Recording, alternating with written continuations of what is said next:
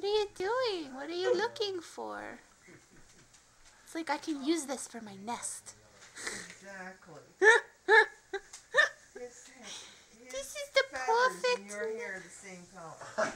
So he can use it to camouflage. It is what it is. Oh. He says, I like this gray stuff. I can use this. He's grooming you.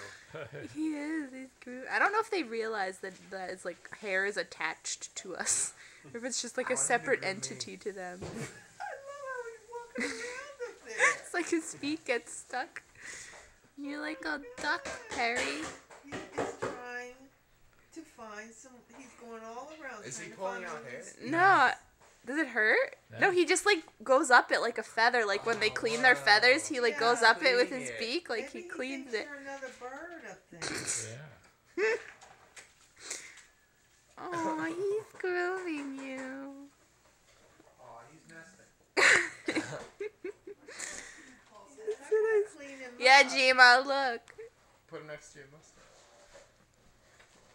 It's just a phone, Perry. And that's Fred. No, it's That's Perry. Harry. Oh, you gonna fly? Uh-oh. Did he dump? Arms away.